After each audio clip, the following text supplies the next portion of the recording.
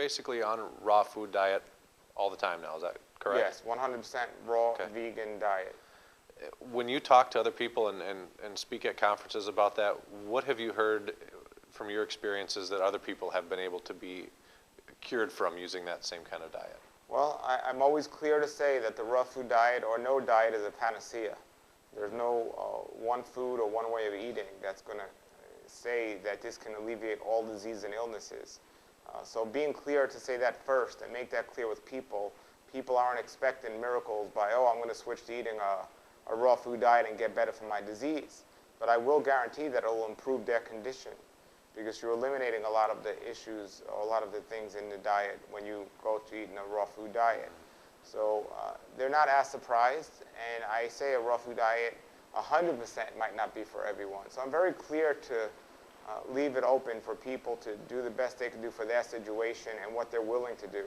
Not everyone's willing to stop eating cooked food, and they don't have to. Cooked food is not poison, and there's no special power of raw foods. It's a whole lifestyle, and it's a whole diet in general that's going to make the change, not one food or one way of eating. When it comes to raw food, what's the underlying reason that that's beneficial? Why is that good for our body? Well, there's several reasons. First thing we have to understand is health doesn't begin with what we add to our diet, it begins with what we eliminate. So we're eliminating a lot of the mucus-forming foods that take place when there's a chemical change by heat in the foods. Not every food, but a good amount of foods. For example, fats. There are some raw fats, vegetable fats specifically, that can digest pretty well. But when you heat them, the body can't even recognize them. They become so damaged, and it creates mucus in the body, and it affects our digestion. The other thing is enzymes. When you cook a food over a certain temperature, you destroy the enzymes in the food. And the enzymes is what give the body life. That's why they call raw food live food. So now when you're eating a food that do not have its enzymes in it, it's known as dead food. And they say you are what you eat. So you have live food or dead food. So enzymes is the most important thing. A lot of people mistakenly think that if we cook our foods, we're destroying the vitamins. Not necessarily. A lot of vitamins are preserved even when you cook them. But it's the enzymes and it's the fats that are really destroyed when you start cooking the food. Are there different levels of destruction, I guess, for lack of a better word? Because a lot of people say, well, what about steaming, and compare that to baking? Absolutely, can you do a little bit of that? Basically, if you go over 100, and some people say 108, some people say 110 degrees, you start destroying the enzymes in the food. Now, yes, frying and microwaving are by far the worst you can do to the food. So if you are going to cook your food, steaming and baking wouldn't be bad as frying and microwaving.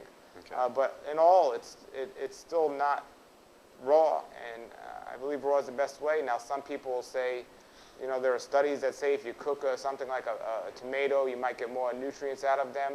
Well, on the other hand, tomato is the most acidic food on the planet. So for my research, a raw food diet for digestion is a great way to eat food if somebody's healthy. Now, if somebody has a disease or an illness, it's a completely different story. In certain cases, cooked foods might be better for them than raw foods. So you got to look at each person on an individual basis. But if somebody's just looking for a diet that can give them what they need or get the most out of the food, raw would be the way to go.